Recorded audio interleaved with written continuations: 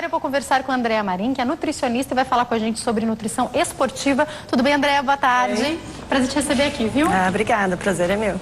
Andréa, eu quero começar te perguntando não só para aqueles que são esportistas ou que treinam, que são atletas, mas para a gente entender qual é a porcentagem da responsabilidade daquilo que a gente come, ou mais ou menos, com relação ao corpo que a gente gostaria de ter, a saúde que a gente tem. A alimentação é muito importante, né? Com certeza, a alimentação faz toda a diferença.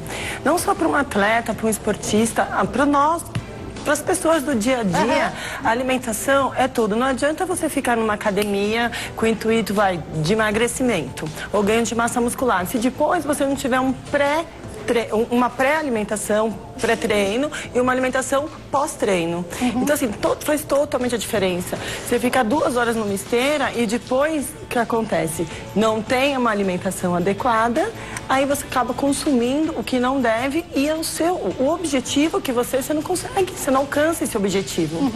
Andréa, para a gente poder entender, eu já vou entrar, obviamente, na questão dos esportistas e tal, mas a pessoa que está nos assistindo agora, que quer começar com uma caminhada, né? O inverno, a pessoa deixou um pouco de lado, aí ela fala, não, o verão vai chegar, eu quero começar com uma caminhada, quero correr, descobrir qual é o esporte que eu gosto, voltar para a academia, fazer algumas coisas em casa, para começar a ter um resultado significativo. É importante já começar a mexer na alimentação, de repente procurar uma Sim, na alimentação sempre. Independente de começar ou não uma atividade física, sempre a alimentação é importante.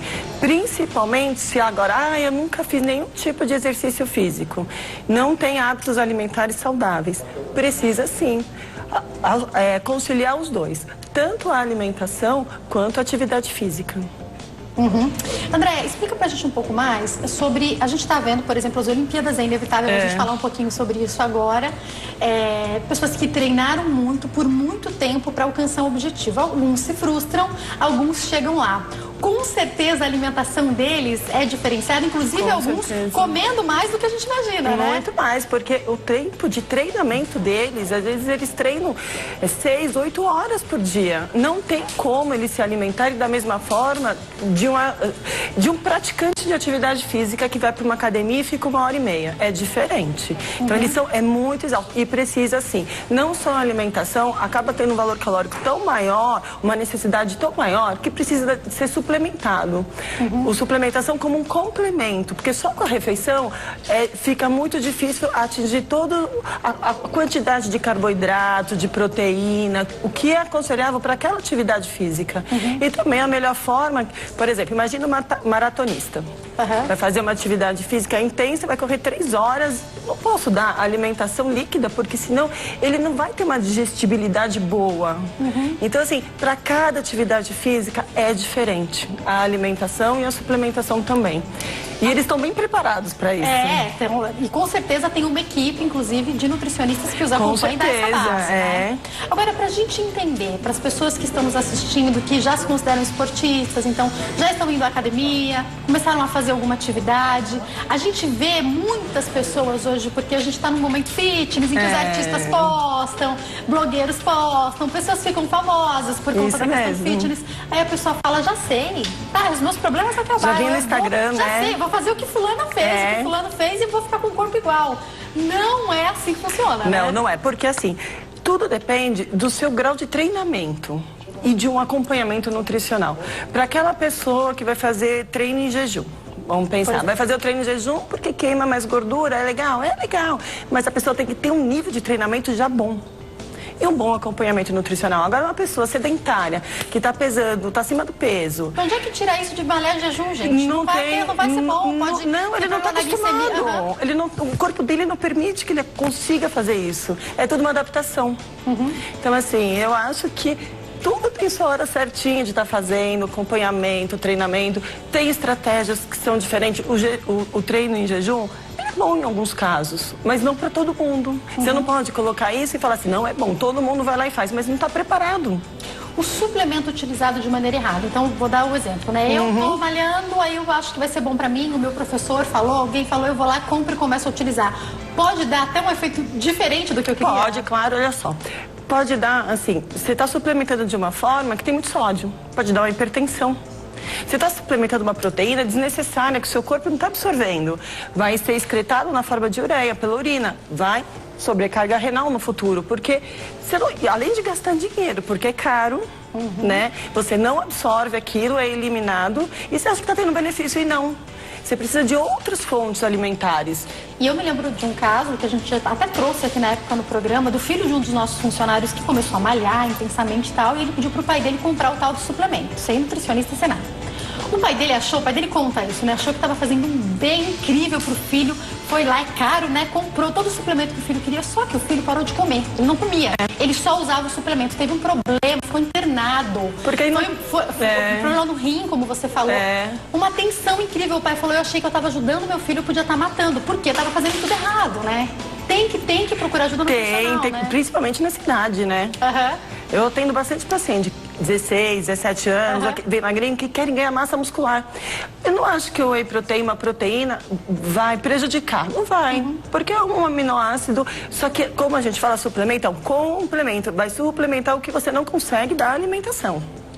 Então, assim, dentro de uma boa orientação, se for bem orientado, não tem problema. Porque a gente tá, eu sei que tem vários tipos de suplementos, eu vou pedir até pra ela explicar um pouco pra gente, mas o que eu tenho visto muito em alta é esse whey protein. Fala um pouco pra gente sobre quais os suplementos que existem. O whey protein, ele é a proteína do leite isolada. Então, ela tem isolada, hidrolisada, concentrada, mas é um jeito que eles extraem a proteína do leite em alta concentração e alta digestibilidade. Então, assim, ela é absorvida pelo organismo muito rápido. Não tem problema. O whey protein, ele começou a ser utilizado em pacientes debilitados como AIDS, como câncer. Por quê? Porque o paciente que está hospitalizado, então assim, para ter uma recuperação melhor, porque aumenta a musculatura, é proteína, é reconstrutora. E isso vão vendo vários estudos e começou a usar na parte da atividade física para recuperação muscular, hipertrofia, anabolismo. E não tem contraindicação. Hoje em dia no mercado a gente encontra produtos que você compra na farmácia, só que não tão concentrado, com um pouquinho de carboidrato também, como se fosse um lanche intermediário. Temos eletrólitos como bebidas que fazem a reposição, porque quando assim uma praticante de atividade física sua muito, então perde muitos eletrólitos, vitaminas, sais minerais, e isso é importante. São isotônicos? Os isotônicos, temos muitos no mercado. Isso também é uma suplementação. Tem suplementação de carboidrato de fonte energética, porque de repente, que nem um ciclista que vai fazer uma prova longa, precisa de ter um pouco mais de energia. Então tem vários tipos de carboidratos, tem líquido, tem gel, tem até o bochecho, que você bota na boca, bochecha e cospe. Uau. Porque a boca já absorve. Nós temos enzimas na boca que já absorve, porque na hora da atividade física, aquilo vai te dar um desconforto gastrointestinal, estomacal. Então, assim, você cospe, mas você já absorveu a energia. Então, o que mais que nós temos? Os carboidratos e os lipídios. Tem gorduras TCM, que também promovem uma energia rápida, que também tem estudos que falam que favorece a queima de gordura quando tomado em jejum.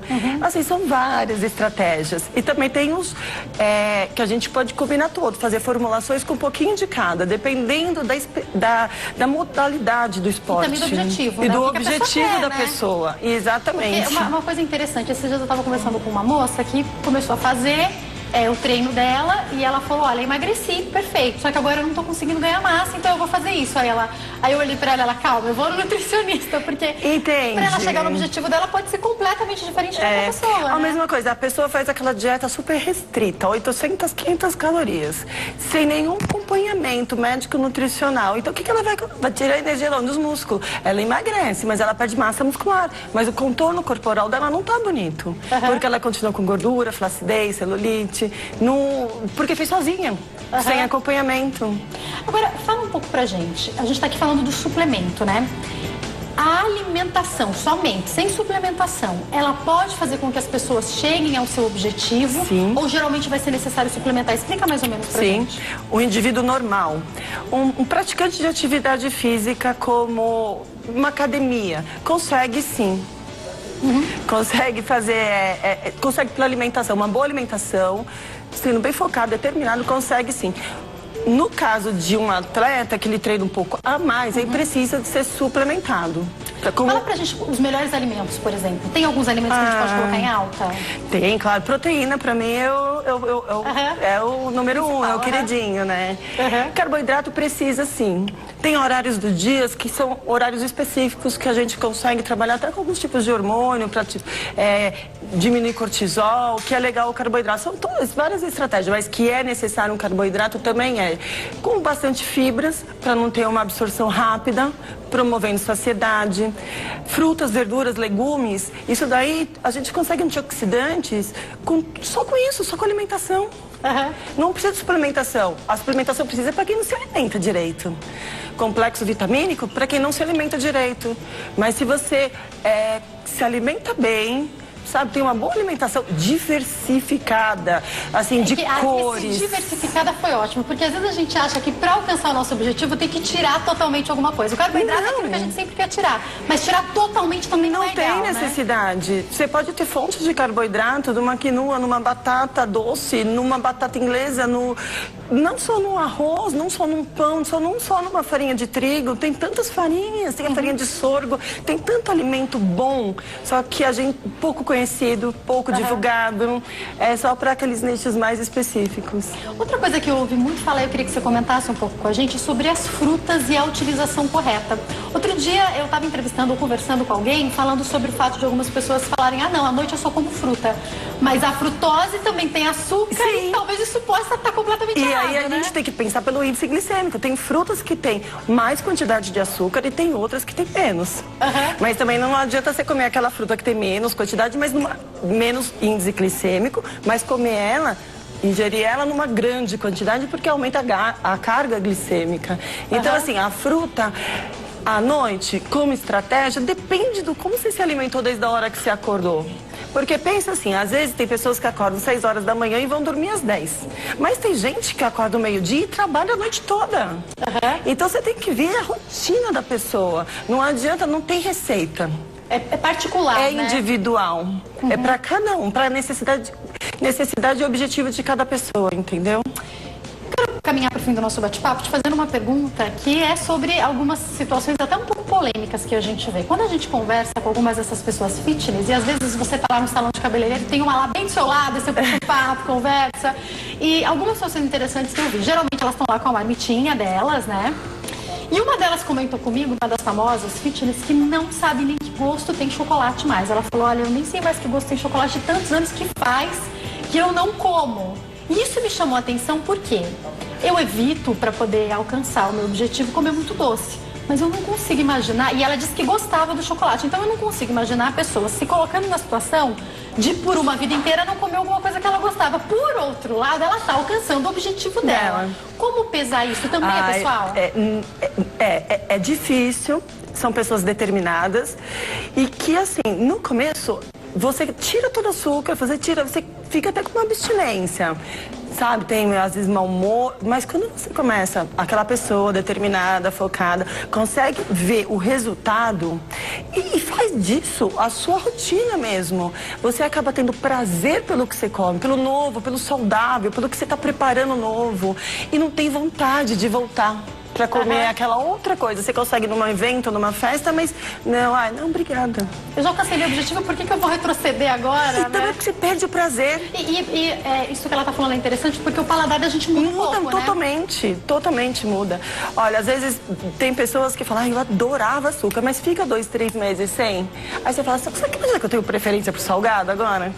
Começou a aprender outros sabores. A minha diminuição do açúcar e até a tentativa de excluir o adoçante me fez hoje utilizar sucos sem açúcar nenhum. Então, eu prefiro não pedir uma limonada, eu faço as minhas escolhas, né? Mas você não sente o prazer, o sabor do alimento? Às vezes eu vou na casa de alguém tomar café, eu não dou conta do café, porque pra mim ele é o normal. Minha família, o café que a minha mãe faz, que sempre foi o mais delicioso do mundo, eu peço agora pra ela fazer sem açúcar, porque eu vou adicionar quando eu achar, que às vezes eu tomo sem nada, quando eu tô afim eu coloco ali um pouquinho de alguma coisa, 1 ou 2 gotinhas de adoçante. Não dou mais conta de tomar com açúcar. É impressionante como muda o paladar, muda muito. As preferências pelo chocolate meio amargo, e aí vai, né? Não é? Porque o cacau é bom. O cacau é bom. Por isso que o chocolate, quanto mais por cento cacau, melhor. Não é o meio amargo. É os 70, 80, 90% cacau. Porque o cacau é bom, é rico em magnésio, é um antioxidante excelente. Nutritivo, aumenta a triptofano, sensação de bem-estar. Por que todo mundo gosta de chocolate? Mas também porque tem o açúcar junto. Mas quando você tira o açúcar, só o cacau te dá essa saciedade boa, esse bem-estar bom também. Para quem está insatisfeito, seja com a saúde ou com o corpo, porque a gente também aqui não vai ser hipócrita. Muita gente quer chegar no corpo dos sonhos e também é válido. O principal tem que ser a saúde, mas você está satisfeito com o seu corpo também é válido. A alimentação pode ser um começo, de repente essa pessoa fala, eu não estou conseguindo malhar. Eu acho que primeiro ela tem que ter o primeiro passo. A partir do momento que ela procura um nutricionista, dá o primeiro passo para ir para uma academia, ela já está querendo, ela vai mudar. Demora. Chega meus pacientes do consultório e fala assim, olha, não vou te prometer que em um mês você vai vir aqui, você vai estar 10 quilos mais magro. Não é assim. Isso é um processo. Vamos colocar uma meta, 6, 9 meses. Mas vamos com calma, vamos conseguir? Porque senão desestimula, eles ficam assim, sabe, perde incentivo. Ai, não emagreci tanto que eu queria, ainda meu corpo não tá bonito no espelho, nas fotos não tão bonito. Mas calma! É tudo um processo, tem que ter paciência. Isso eu acho que é o mais difícil. É mais fácil eles conseguirem uma alimentação, mas a cabeça tem que estar pensando da mesma forma. Paciência. Tem paciência, respira.